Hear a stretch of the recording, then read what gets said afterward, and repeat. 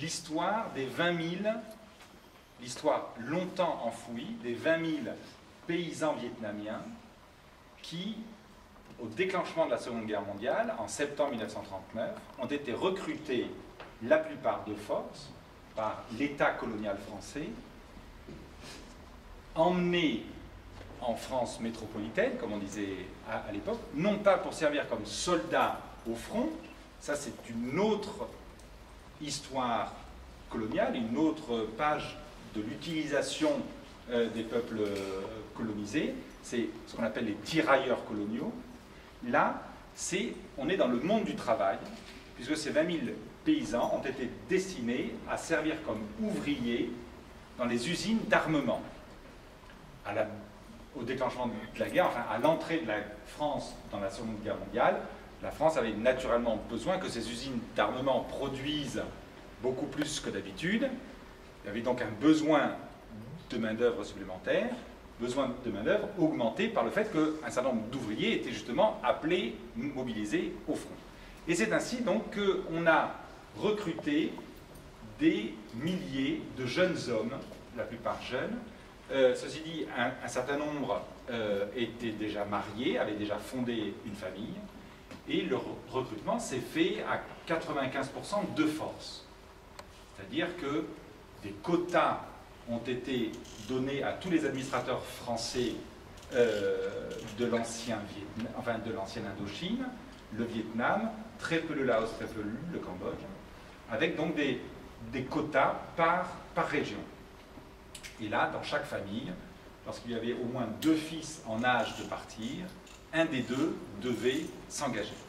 Donc 14 bateaux ont été nécessaires pour les transporter en métropole, avec comme destination Marseille. À Marseille, ils sont tout de suite mis dans des camions et envoyés dans la prison des Baumettes. La prison des Baumettes dans laquelle ils vont passer leur première nuit sur le sol de la métropole. Et ils vont être d'ailleurs les premiers locataires de la prison des Baumettes qui venaient à peine d'être achevés. Ils vont être organisés en compagnies, 73 compagnies de 250 hommes chacune. Et au fur et à mesure que ces compagnies sont organisées, elles vont être envoyées donc dans les grandes zones de production de l'armement en France, et en particulier dans les poudreries. Et les grosses poudreries à cette époque se trouvaient à Saint-Chamas dans les Bouches-du-Rhône, à Sorgues dans le Vaucluse, c'est juste à la sortie d'Avignon. Ce n'est pas l'île sur la Sorgue, hein, qui est un charmant petit village. Sorgues, c'est une immense zone de production d'armement en France. En juin 1940, l'armée française perd la guerre et ses usines ferment. Et donc ces hommes auraient dû être renvoyés chez eux, puisque la raison pour laquelle la France s'était permis de les mobiliser de force, et de les faire travailler d'ailleurs sans les payer, c'était la guerre. Bon.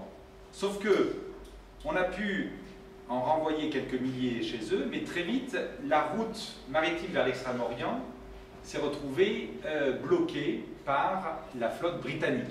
15 000 de ces hommes vont se retrouver bloqués pendant toute la durée de la Seconde Guerre mondiale, et même au-delà, dans d'immenses camps d'internement. Et là, il y a la carte des camps d'internement des travailleurs indochinois, qui sont donc tous dans la zone sud de la France occupée. Et c'est une de ces pages de la France des camps, puisque pendant très longtemps, après la guerre, en France, on n'a pas su qu'il y avait eu des camps d'internement. Pendant très longtemps, les camps, c'était les affreux Allemands, et puis c'était pire que des camps d'internement, c'était même des camps d'extermination. Or, depuis les travaux fondamentaux, depuis une vingtaine d'années de différents historiens, dont le premier est Péchanski,